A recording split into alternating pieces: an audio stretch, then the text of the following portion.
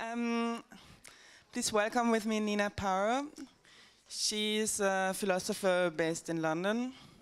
She's a cultural critic, also a social theorist and a translator. She's a senior lecturer in, not at all anymore, but she's the author of One-Dimensional Woman, first published in 2009, and in German translation it was published as Die Eindimensionale Frau at Merve Publishers in 2011. Power received her PhD in philosophy from Middlesex University on the topic of humanism and anti-humanism in post-war French philosophy, and also has an MA and BA in philosophy from the University of Warwick.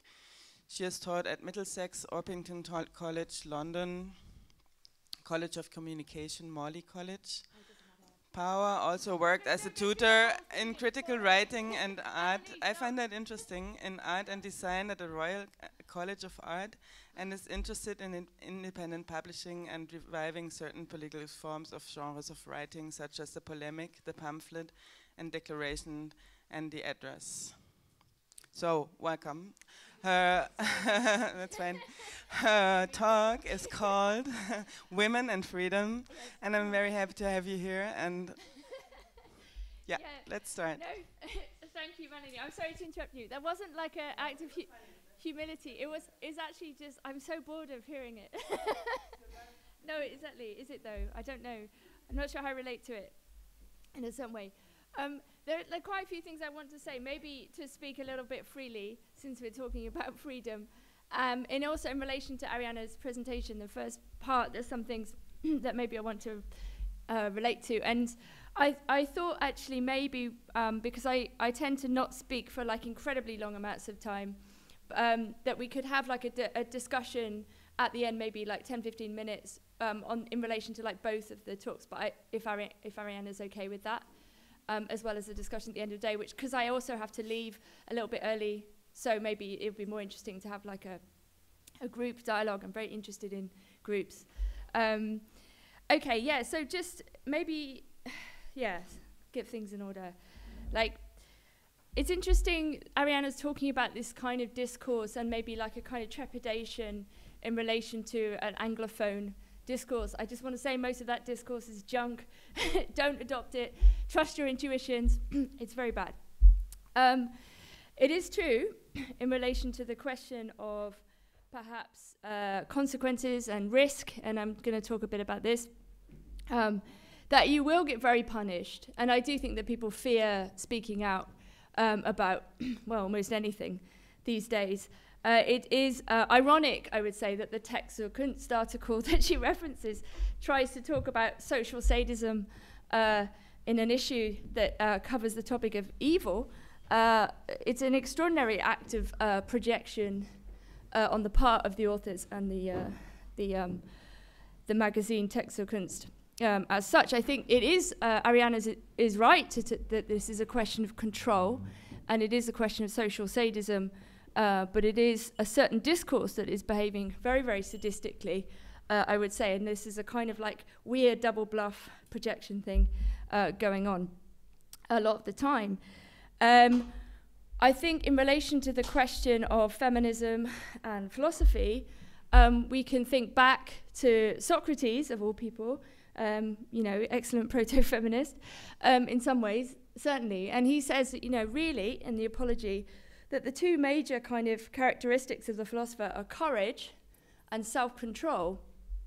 And I think this question of who is being controlled by what, in terms of things like self-censorship and so on, is a very, very key question, which Ariane also mentions, not least in relation, as she says, to the police and a certain image of the police, or policing of oneself and policing of others, what others can and can't say, what others can and can't read, and so on.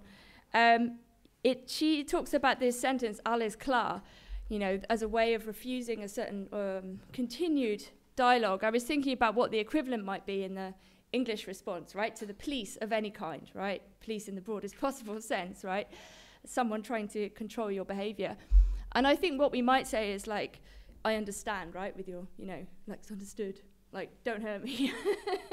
You know, like, I understand what you're saying. So there is this kind of question of like, understanding what and why. And it is really a question of clarity, this question of making things explicit. Like, are there certain things we are allowed to think through in certain ways, or are there certain things that we are not? This sounds a bit hermetic. I'm very interested in some of the questions posed by second wave feminism. So the feminism of the late 60s and early 70s in particular, and the Anglophone world, but not only. Because I believe at this point, those are the kind of deepest questions that were asked and still not really answered in several ways. So questions relating to the existential position of freedom. So obviously de Beauvoir is earlier, but the kind of importance of de Beauvoir, and I'm going to read a quote from her shortly. But then I guess those kind of questions about the relation of women to history, the question of kind of patriarchy, the questions of reproductive control, of a kind of materialist analysis, whether it's Marxist or anarchist, for example, the questions of, I guess women's role, the questions of gender stereotypes, the questions of a certain kind of socialization opposed, the question of women's relation to men or a non-relation to men, the question of whether heterosexuality is compulsory in some ways, as Adrienne Rich talks about, whether there are possibilities for living in a separate way, so the very small push for a kind of lesbian separatism, whether it's a political lesbianism or a kind of asexuality or non-sexual way of being only with other women, and all of these kind of things. So I think it's in the second wave, right, that there is these kind of the deeper questions, the deepest questions to do with philosophy, existence, history, and so on, opposed. And I think what comes after is often as a kind of series of backlashes and attempts to cover over those kinds of questions. And you know, it is not true to say, for example, that the second wave doesn't deal with, questions of race, the questions of differences among and between women, for example, or, for example, the question of men and masculinity. And I've just been working on a big project on men for the past sort of 2 years, and I'm writing a book called What Do Men Want? As a kind of piss take of Freud's question, what does women want? And it's very interesting to see some of the strange historical recapitulations of some of the feminist claims bizarrely repeated. So calls for male separatism, for example, in groups like Men Going Their Own Way, which is a kind of explicit refusal of a certain kind of heterosexual compact from the standpoint of some men who kind of resent being, I suppose, folded into a sort of what they see as a demand to kind of spend their money on women, amongst other things, and a kind of refusal of that position. So you get kind of like strange historical parodic recapitulations of some of the feminist insights of the second wave. And maybe we can talk about this kind of question. I think this question of resentment is enormously key, actually. And I think we live in an age in which certain kinds of resentments are, very, very strongly encouraged, actually, on both sides. So you have the idea that men should resent women for whatever set of stereotypical reasons, or that women should resent men for various sets of reasons, anything from manspreading to mansplaining to, more serious structural questions about economic inequality and perhaps even kind of biological difference, if we are indeed allowed to talk about these things. So there is a kind of felt lack, actually. They're like on both sides often. So you have this kind of like perpetuation of a sort of system of resentment or a kind of battle of resentment going on. And Melanie, when she asked me to come and talk here, wanted me to, suggested, I wouldn't say, it wasn't like an imposition, to talk perhaps about a more positive image of feminism in a certain way, right? To not start, maybe, as is the temptation, from a position of like complaint or lack or something. Or this is what I understood. Yeah, this is what I wanted to take from what you said.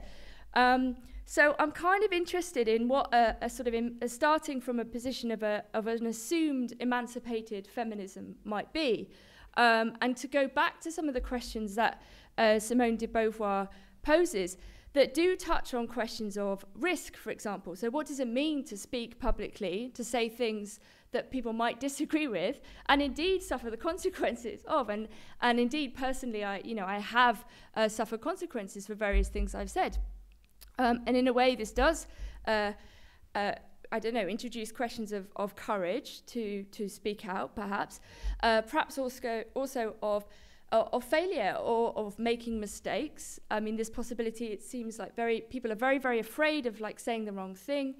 You know, what does it mean to be human in that sense, right? To have a whole set of like perhaps conflicting, competing and different ideas about things that one develops. You know, one does not think the same thing one thought at 10 or at 20 or at 30 or whatever. You know, the idea that one comes fully formed with a set of perfect opinions is itself a kind of ideological position.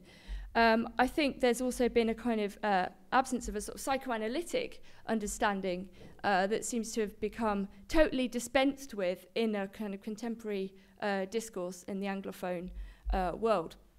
So on the positive side, I want to just read this quote from de Beauvoir from The Second Sex, where she talks about what it might mean to be free, actually, the challenges that this presents. And obviously, the existentialist framework, you know, we can summarize in a way like, you know, man and woman are condemned to be free in that sense. Like freedom is a kind of thing that we try to hide from ourselves all the time, because to live freely at every moment is in a way to live vertiginously. You're on a tightrope constantly. And no wonder then that everybody seeks or often seeks comfort in the right opinion, or, you know, being a good person or whatever. Like it's very, very desirable to flee from one's freedom and the freedom to think and act for oneself.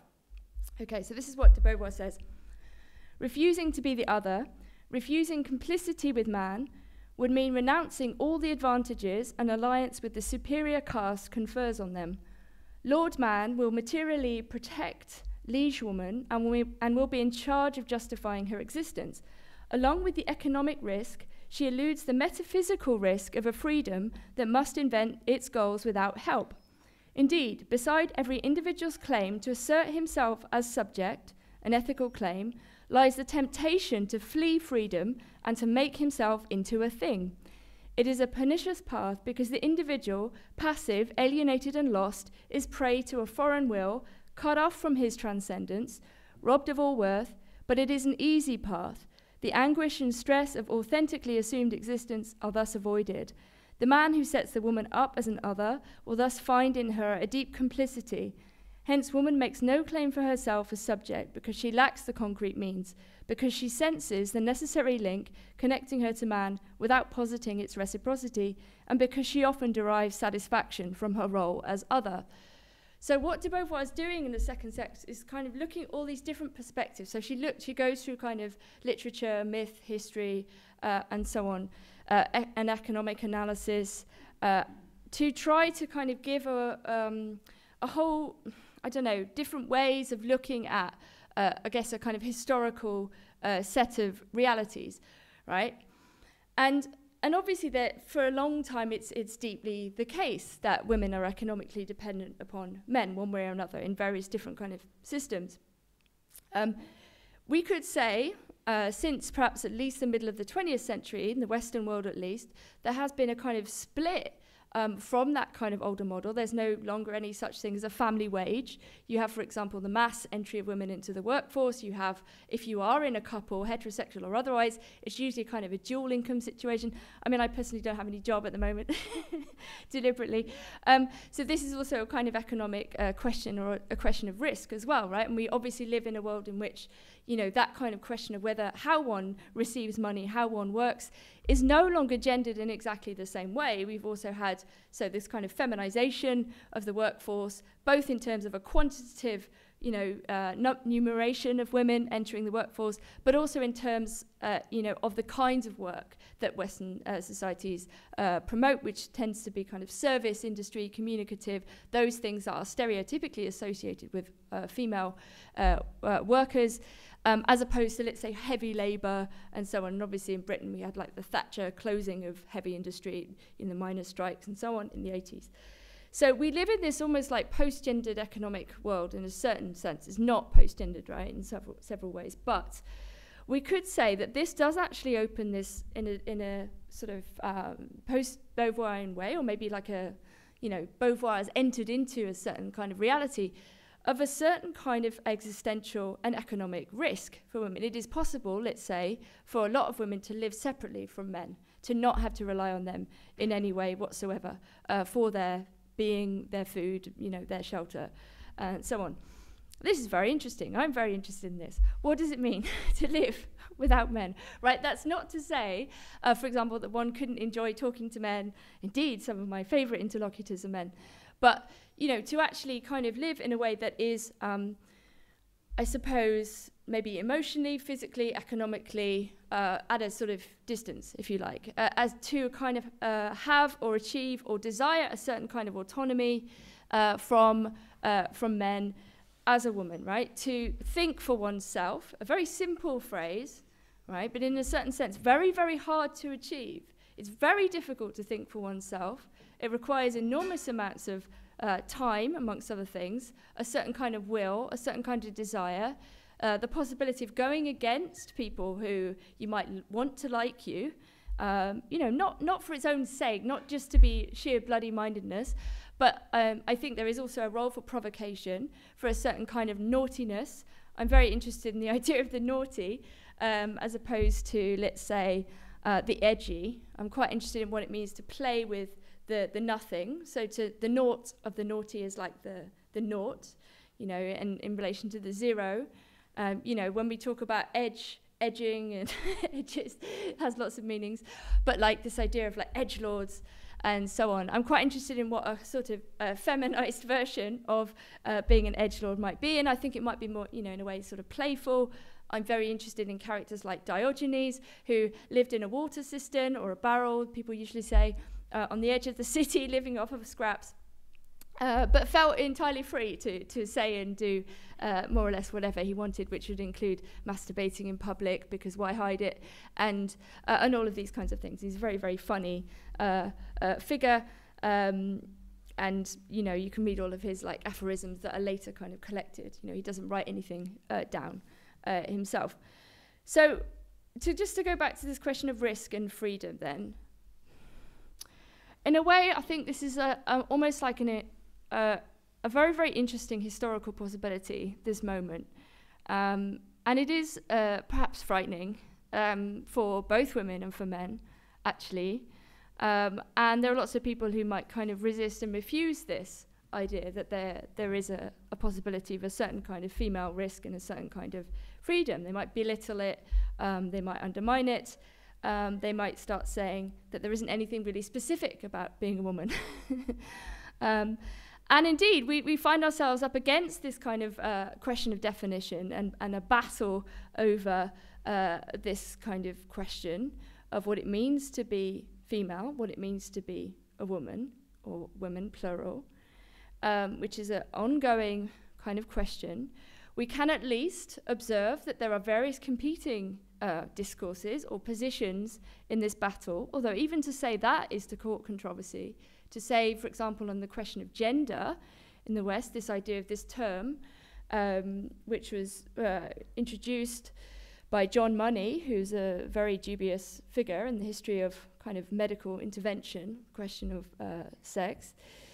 The idea, in the second wave at least, was to say that gender was a kind of social imposition. It was a series of expectations to do with how boys and how girls should behave. And in that sense, it was generally very negative, right? So if you were a girl and you didn't behave in particularly socialized ways, let's say deference to other boys, or you didn't adopt feminine norms, that somehow you would be punished, and indeed this is certainly the case. Or if you were a boy and you were not masculine enough, then you would also be punished. And the second wave, I think, absolutely understood that these were things to be abolished, to be kind of exploded and gotten rid of, both for boys and for girls, and therefore for men and for women. And this was a project of a kind of gender abolition. Since then, we have certainly had a slightly different understanding of gender that's been introduced by this kind of quite hegemonic and now dominant discourse, which in a sense doesn't really want to recognize that there was a different meaning in the second wave, and indeed quite successful previous discourse that did indeed filter down, was filtering down socially even into schools and so on when I was growing up, there was a kind of idea that it didn't matter if you were a girl, you could kind of do whatever you wanted, and this was indeed a kind of vertiginous freedom that was being presented. And since then there has been a shift, we could say, on this question, which sometimes seems to reintroduce perhaps questions of stereotypes or kind of expectations, which is slightly strange. But let's say in a deeper level, this kind of battle over what we mean when we talk about women in particular is perhaps a kind of hidden discussion in a very virtual age, a very disembodied and disconnected in a certain way, although connected in another age, of the question of nature and the human relation to nature, which is a very, very difficult thing to talk about. And philosophy goes through endless tumults and turmoils over this question over the centuries. Is it possible, for example, to live in accordance with nature, right? What would that question even mean in a certain kind of modernity that we inhabit? We feel somehow very technological. We feel like we're very removed from nature. Of course, we live in a society, we live in a civilization in which we're surrounded by machines and so on. You know, what is our relation to our own nature? Do we even have one? Doesn't language itself introduce a kind of split? There's no access to any kind of nature.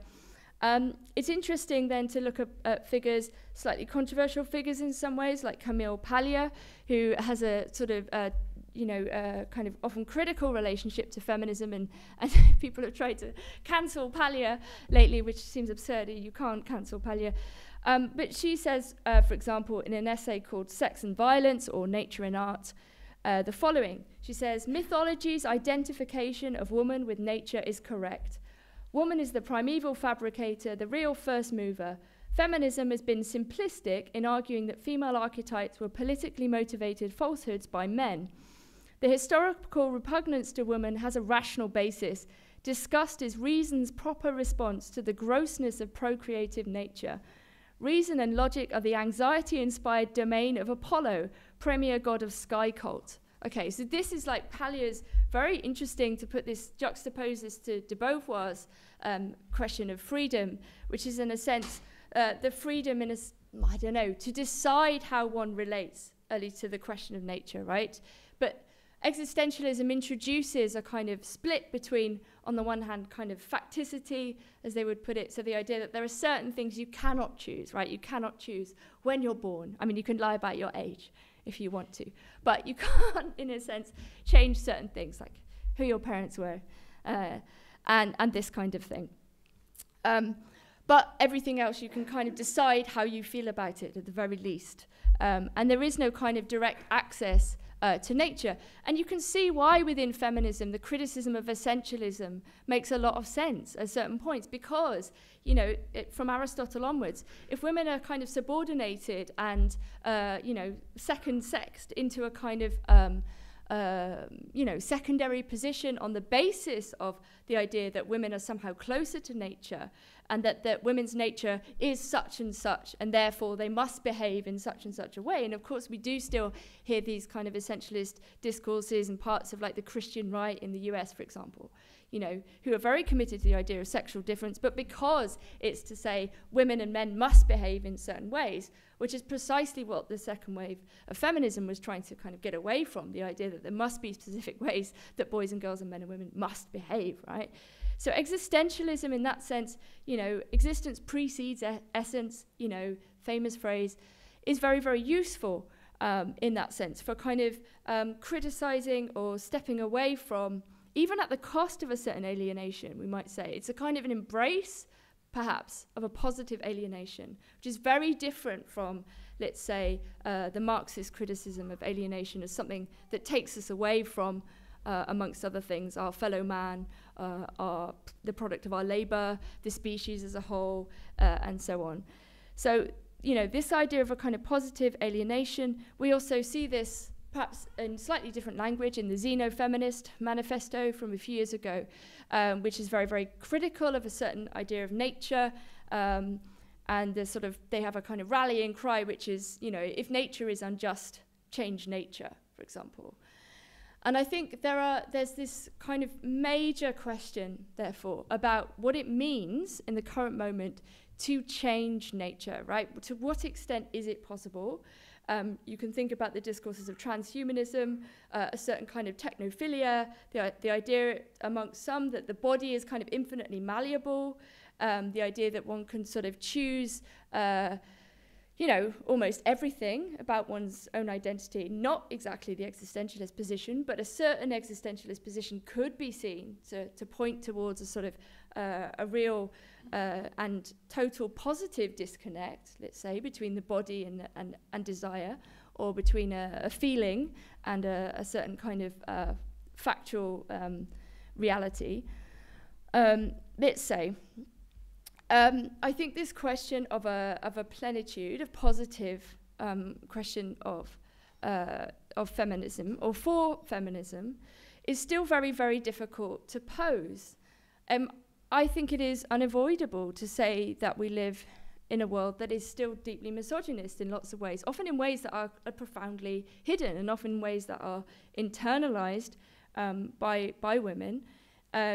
Almost every woman, I think, let's generalize horribly, has perhaps had this experience of being disconnected from that feeling of thinking, I'm not like other girls or not like other women. And indeed, this kind of individual self-atomization or self-alienation is often kind of encouraged and not often talked about. What would it mean, in a sense, to embrace that alienation, not perhaps in the xenofeminist way, which would imply a kind of transhumanist transformation of oneself that would avoid the question of nature, right? There is still very clearly a material basis for certain kinds of being. We have bodies.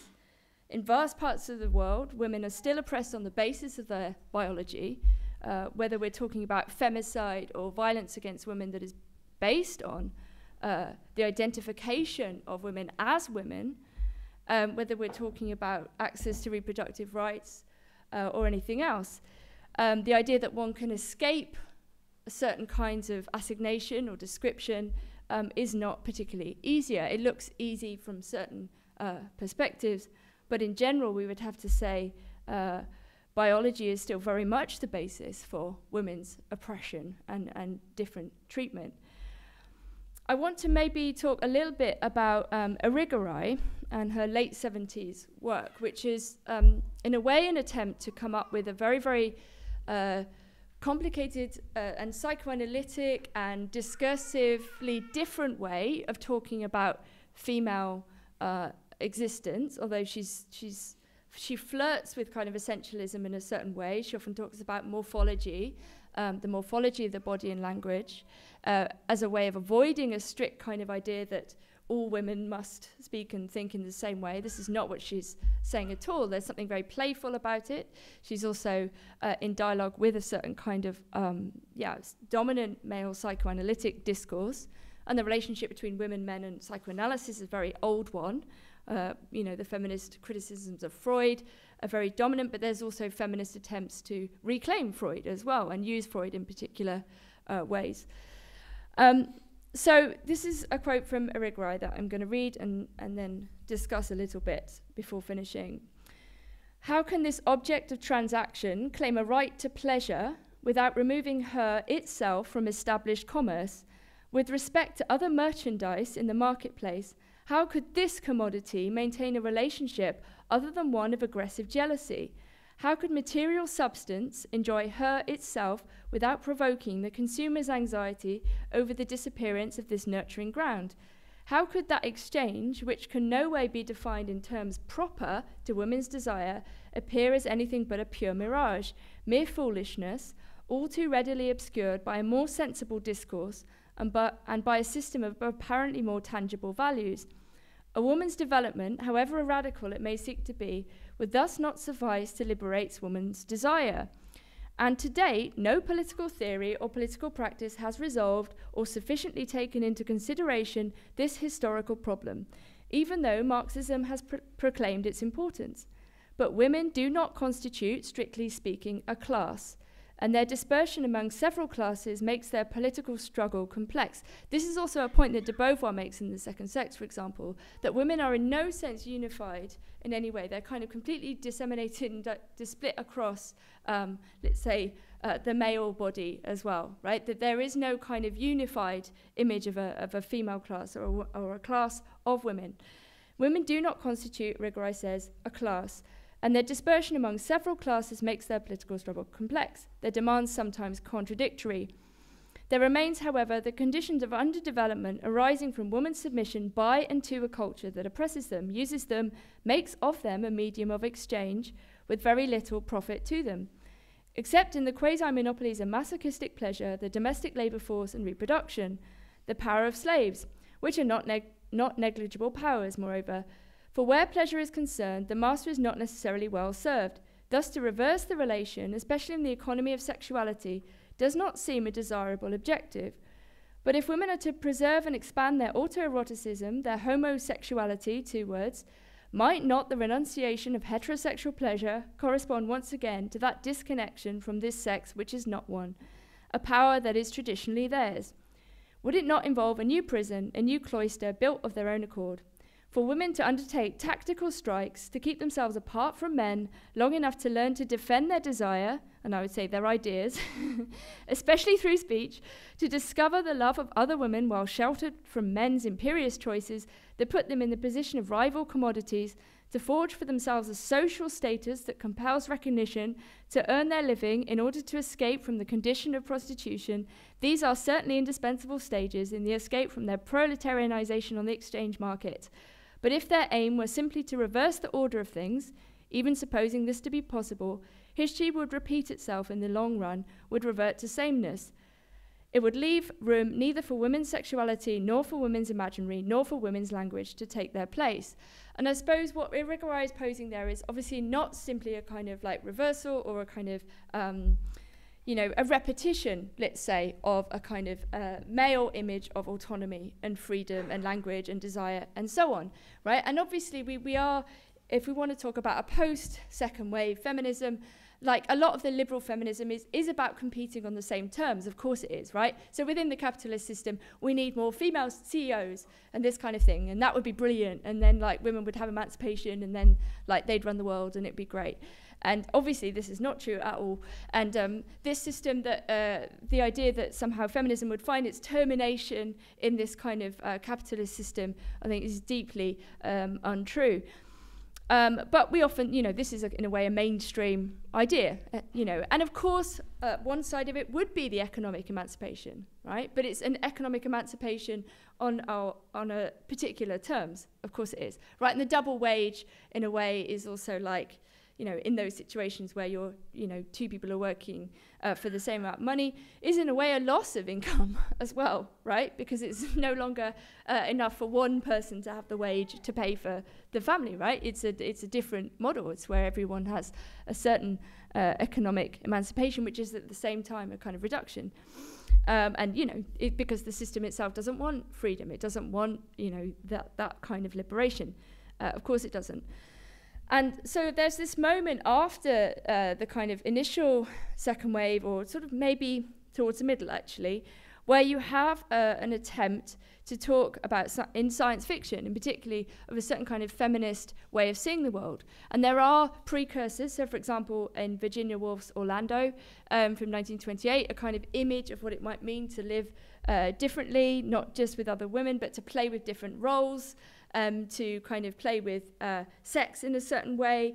But around the middle of the 70s, you have various female writers like Joanna Russ and Ursula Le Guin and Marge Percy, and who are responding in a particular genre, experimentally, actually, to some of the questions that are being posed by the second wave. And there's a really interesting question about what are the forms of writing, in a way, that are capable of exploring certain ideas and creating, in a way, new kinds of discourses, new kinds of writing, precisely because there aren't existing forms that kind of are useful enough in a certain way, or don't do the same kind of work. So you have in a way, the question in those sorts of science fiction writers, similar kind of questions about technology, which still remain with us, I would say, that are also posed by feminist theorists in a non-science fiction way. So people like Shulamith Firestone in The Dialectic of Sex, who very unusually discusses a kind of emancipation from biology, emancipation from nature through technology, which makes her very kind of like proto-transhumanist feminist thinker, in which she talks about sex class as the deepest kind of oppression. So against a Marxist analysis, which would talk about economic classes, you know, as the fundamentals of class struggle, as the motor of history, Firestone says, no, it's sex class. Sex class is deeper. But that, she says, technology will be able to liberate us from, you know, these burdensome things, as she puts it, of pregnancy and so on.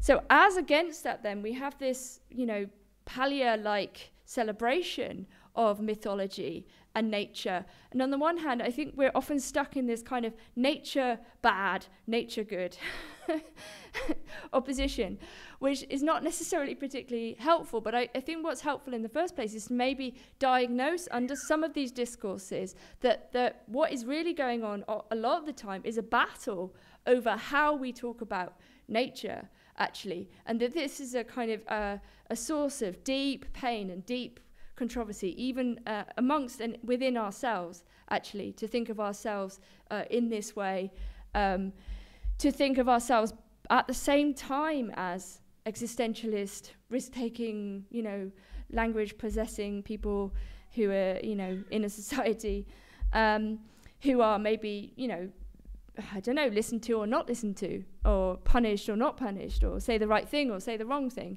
And these are all absolutely possibilities. But, you know, at the same time, to still be kind of embodied, to still not, in a way, be able to fully escape something, whatever that thing is. Anyway, I'll leave it there.